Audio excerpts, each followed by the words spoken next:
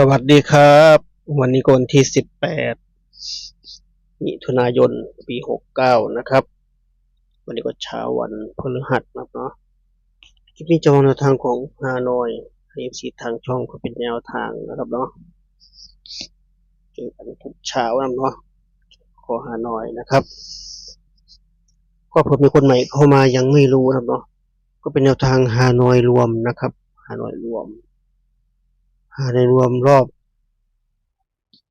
5 โมงเย็นถึง1 ทุ่มครับเนาะ5 โมงเย็นถึง1 ทุ่มหรือว่า3 หน่วยยามเย็น3 อรหันต์ตอนเย็นแล้วใครจะเรียกนะครับเนาะขอหน่อยรู้ดีครับเนาะถ้าพูดว่า3 หน่วยยามเย็น3 รอบนี้5 โมงถึง1 ทุ่มมัดรวมให้แล้วนะครับเนาะชอบรอบไหนจัดรอบนั้นครับเนาะสำหรับคอฮานอยแต่ถ้าไปออกรอบอื่นก็แสดงว่าไม่มีโชคไม่มีดวงเหมือนเดิมครับเนาะวันหน้าแล้วก็ลุ้นกันใหม่เหมือนเดิมนักเสี่ยงโชคครับเนาะการลงทุนมีความเสี่ยงก็โปรดใช้วิจารณญาณในการรับชมรับฟังนะครับเราทำเสนอเป็นเพียงแค่แนวทางครับเนาะชอบก็จัดขัดก็ผ่านนะครับเนาะไม่มีใครบังคับเราได้เนาะทุกอย่างอยู่ที่เราครับเนาะ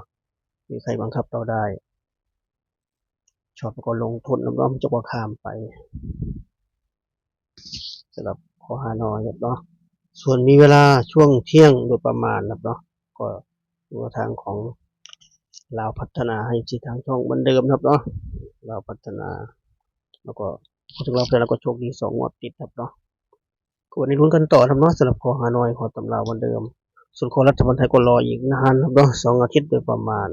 ช่วงนี้ก็รอไปอีกเหมือนเดิมครับเนาะรอนานหน่อยนึงขอฮานอยมีทุกวันครับเนาะลุ้นสบายเลยสึกเล็กสึกเป็นร้อยเงินพันนะครับค่าเวลารอสึกใหญ่สึกเป็นแสนครับเนาะก็วันนี้ก็เหมือนเดิมครับเนาะเหมือนเช่นเคยไม่ได้อัดคลิปสดนะครับก็คลิปพาน้องนนท์มาปัจจัยออกกำลังกายครับเนาะที่สวนสุขภาพพัดหลวงครับเหมือนเดิมเจ้าเก่าเจ้าเดิมครับเนาะปัจจัยออกกำลังกายเสร็จก็ก่อนกลับบ้านก็แวะให้อาหารปลาเหมือนเดิมเหมือนทุกครั้งทุกคลิปครับเนาะถ้ามาที่นี่ต้องให้อาหารปลานะครับเนาะเป็นธรรมเนียมเนาะเป็นธรรมเนียมถ้าไม่ได้อาหารปลากลับบ้านไปก็นอนไม่หลับครับเนาะมันขาดอะไรไปอย่างก็ก็ถือว่ามาเที่ยวก็ได้ทางคนในตัวเหมือนเดิมครับเนาะเหมือนทุกครั้งทุกคลิปนะครับส่วนใครที่มีทักมาทางไลน์ถามอยู่เรื่อยๆมาว่ายังขายน้ำมันสมุนไพรอยู่ไหมขายเหมือนเดิมนะครับเนาะขายเหมือนเดิมน้ำมันสมุนไพรบนนาคานะครับสำหรับคนที่มีอาการปวดหลังแขนขาคอบ่าไหล่เนาะ ใครมีอาการอย่างที่กล่าวมาก็ทักมาได้เนาะทักในไลน์เบอร์ไลน์นะครับต้อง0838539149นะครับ0838539149เป็นเบอร์ไลน์ครับเนาะทักจะเก็บมือลงเครื่องไลน์เด้งขึ้นก็ทักมาถามได้เลยยังขายเหมือนเดิมแล้วหลังๆไม่ได้ค่อยลงในคลิปเท่าไหร่นะเพราะว่าที่ว่าช่วงแรกๆลงประจำลงแทบทุกวันครับเนาะลงหลายปีด้วยครับเนาะอย่างหลังก็ FC ไม่ค่อยได้เพิ่มมาสักเท่าไหร่ก็เลยไม่ได้ลงเพิ่มครับเนาะเพราะว่าหลายคนน่าจะมีเบอร์ไลน์กันแล้วพอสมควรส่วน FC เก่าๆที่เคยซื้อก็ทักมาได้เลยเนาะขายเหมือนเดิมนะครับเนาะมานวดสมุนไพรบนราคานะครับเนาะแก้อาการปวดหลังครับเนาะปวดหลังแขนขาความอะไรปวดเป็นกล้ามเนื้อได้หมดครับเนาะใครเคยลองอะไรเราไม่หายก็อยากให้ตัดสินใจลองดูสักครั้งครับเนาะใครมีอาการดังกล่าวที่พูดมาเมื่อกี้ครับเนาะอยากให้ลองสักครั้งแล้วเกินขวดเดียวรู้เรื่องครับเนาะออกหมูออกจ่าครับเนาะถ้าเกี่ยวกับกล้ามเนื้อการรับเลยเพราะว่าหายแน่นอนครับเนาะถ้าเกี่ยวกับกล้ามเนื้อครับเนาะเห็นว่าเป็นกล้ามเนื้อก็ประมาณนี้นะครับเนาะดูผลเมื่อวานก่อนครับเนาะสำหรับคอฮานอยเมื่อวานก็รอบ5 โมง2 ตัวล่างก็503 ตัวก็057ก็5มาทั้งบนทั้งล่างครับเนาะ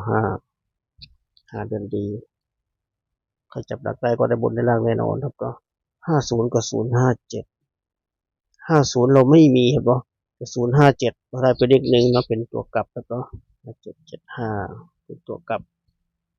ซึ่งทางบ่าวซ้ำกลับไปด้วยครับเนาะซึ่งไม่กลับตับแตกเนาะบ่าวซ้ำไม่ได้แม่นครับเนาะนานๆก็ฟุกกันไปตามภาษาครับเนาะ มาที่รอบ6 โมงนะครับ2 ตัวล่างก็45 3 ตัวก็203แล้วก็5 เดินรีบแล้วมา2 รอบติดเลย45กับ203 45ก็ได้ไปเรียงหนึ่งเที่ยวนี้ตรงๆครับเนาะตรงๆเลยส่วน03ไม่มีครับเนาะ203ก็มาที่รอบ1 ทุ่มนะครับ2 ตัวล่างก็45 3 ตัวก็66742ครับเนาะพูดผิด42ก็667 42ก็667ไม่มีป่ะแต่ถ้า43เต็มๆแน่นอนพี่เขาเป็น42นะครับก็ได้ไป2 ลิงครับเนาะเมื่อวานก็ใครตามก็ดีใจด้วยครับเนาะมันจะได้พอค่าน้ำพริกข้าวปลาทูข้าวกะปิเป็นปลานะครับเนาะวันนี้ก็ลุ้นกันต่อนะครับเนาะสำหรับพอหาหน่อยก็สรุปจดไว้นะครับสรุปจดแคปรอแคปเหมือนเดิมนะครับวันนี้ก็เด่น7เด่น4ครับเนาะให้เป็นแนวทางเหมือนเช่นเคยครับเนาะเป็นแค่แนวทางเท่านั้นครับเนาะไม่มีใครสามารถจะแนวทางถูกได้ทุกวันนะครับ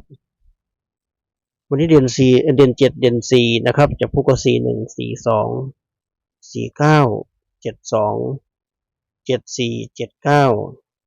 91 92ส่วนครั้งนะครับฮานอยวันนี้เด่น7เด่น4จับคู่ก็41 42 49 72 74 79 91 92นะครับ8คู่เน้นไปที่79 74แล้วก็49นะครับ79 74 49เป็นตัวเน้นนะครับเนาะ3คู่นี้ก็มาที่ชุด3ตัวนะครับเนาะมี4ชุดเหมือนเดิมวันนี้มี279 274 249 241นะครับ4ชุด4ชุดนี้เน้นไปที่279 274 249นะครับเน้นใน3ชุดเนาะ3ตัวก็ครบถ้วนนะครับสำหรับทางของฮานอยวันนี้วันที่18วันพฤหัสครับเนาะชุด2ตัว3ตัวก็ขอฮานอยก็จัดไปครับเนาะขอตำราก็รอประมาณเที่ยงครับเนาะช่วงเที่ยงบ่ายๆโดยประมาณครับเนาะแต่ถ้ามีเวลาลงคลิปให้ก็จะลงช่องชุมชนครับเนาะขอตำราครับเนาะขอชอบในทางก็ฝากกดติดตามไว้ครับเนาะเพราะว่าถ้าวันไหนมีเวลาลงคลิปลงช่องชุมชนใครไม่กดติดตามจะไม่เห็นครับเนาะเดินหาทั้งวันก็ไม่เจอครับเนาะเดินหาทั้งวันก็ไม่เจอก็จะทำไว้เพราะถ้าชอบแนวทางนะเนาะกดติดตามไว้ที่ได้ไม่ชอบก็ข้ามไปเนาะแนะนำสำหรับคนที่สนใจเท่านั้นนะครับประมาณนี้เนาะก็ครบถ้วนนะครับสำหรับทางวันนี้เป็นงบน้อยเหมือนเดิมครับเนาะถ่ายคลิปงบน้อยก็จัดไปครับเนาะไม่ลงทุนก็ไม่ลุ้นนะลุ้นปากเปล่าก็ไม่มันก็ติดไปรวมไว้ครับเนาะ79 74 49ครับเนาะ79 74 49 3คู่นี้เนาะจัดไป3คู่นี้เป็นตัวนี้เนาะเผื่อมันพุกเข้าแล้วเนาะคนเราไม่แน่เนาะแล้วเกิดขึ้นได้ครับเนาะ3คู่นี้แต่ถ้าชอบจะบอกซ้ำเน้นให้คุณเลือกคู่ได้เลยครับเนาะช่วยกันคัดช่วยกันเลือกอย่างที่บอกไว้ครับเนาะเผื่อมีโชคมีลาภรวมกันครับเนาะเผื่อคัดกันกว่าช่วยกันคัดช่วยกันเลือกครับเนาะฝากไว้คลิปนี้เจอคลิปหน้าคลิปนี้ก็สวัสดีครับ